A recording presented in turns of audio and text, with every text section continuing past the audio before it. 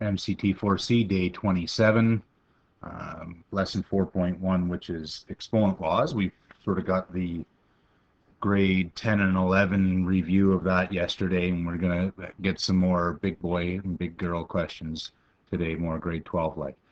The goal for the 3-minute review is basically practicing yesterday's stuff, some exponent laws, and simplifying and evaluating when possible. We'll do that. On the top, add the exponents, then subtract the exponents. Can't evaluate. V to the exponent 4 is the answer. And then over here, a bunch of work to do. All the bases are the same, so we know we've got lots of exponent rules we can do. Inside and outside the brackets, well, we can multiply those exponents. Notice I'm not evaluating any of these. I'm simplifying as much as I can right away. I suppose I could have done this bottom one right now. I'll do that next step. Got another step on the top I have to do anyway. Multiplying 2 powers of the same base, I add the exponents.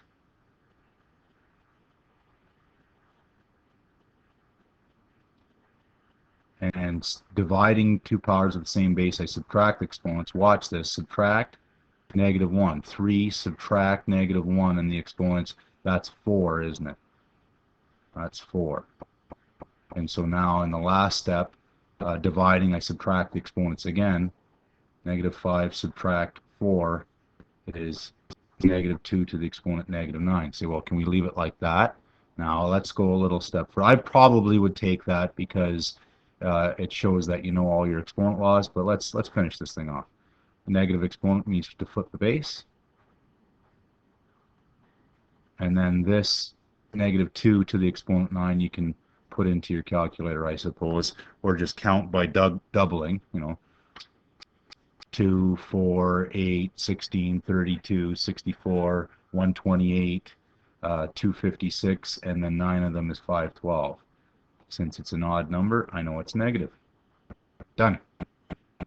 All right, on to the lesson, which is going to feel a lot like what we were just doing. Use exponent laws to simplify numeric and algebraic expressions. This is back in your textbook now. This is where our textbook starts, and I think it was good to have that review day yesterday. This exponent on the outside acts on everything inside, all these factors inside the bracket. So I could think of this as -5 to the exponent 3, a cubed to the exponent 3, and then b to the exponent 3. Now, a lot of you will skip this step and go straight to this step, which is where these things are evaluated. But if you're not careful, you'll goof this up and miss a piece. So -5 cubed is 125. A cubed, multiply the exponents, a to the exponent 9, and then b cubed, done. Here, multiplying these two algebraic expressions, number part goes with number parts. Watch your integers. Add the exponents here, w to the exponent +4, -2 plus 6, right? Watch your integers, that's 4, and then that's it, we're done. Nothing to evaluate.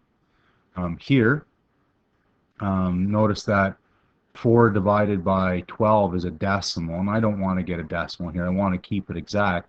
So I could think of this part as a fraction, put it into lowest terms as 1/3. And then I'll subtract all the exponents that I can. 2 subtract -3 is x to the exponent 5. Y cubed, there's nothing on the bottom that goes with it. Just a plain z has an exponent 1 on it. It's implied. And so z to the exponent 1 subtract 4. That's -3. Now we usually don't write stuff with negative exponents. Usually we spend a step and put the negative exponents in the denominator. So the stuff that goes in the top are the positive exponents. And then the power of z will keep the 3 company in the bottom here.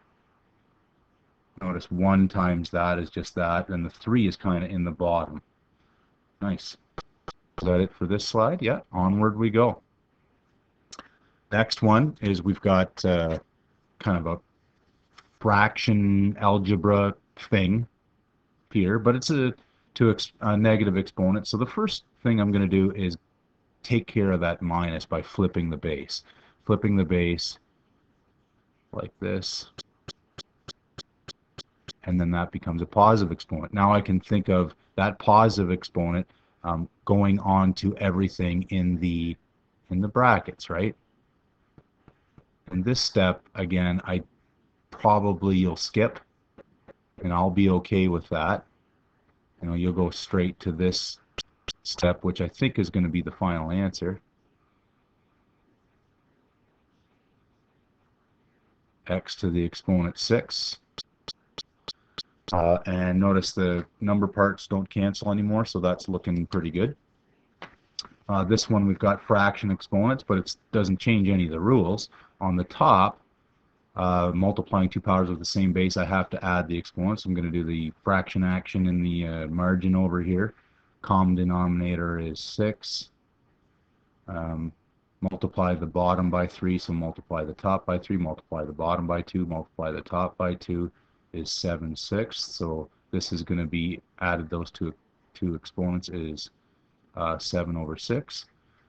Now, when this is a root like this, it's kind of hard to see how I'm going to put it together with the top. This is y to the exponent. 6 is on the bottom, 5 is on the top, 5/6.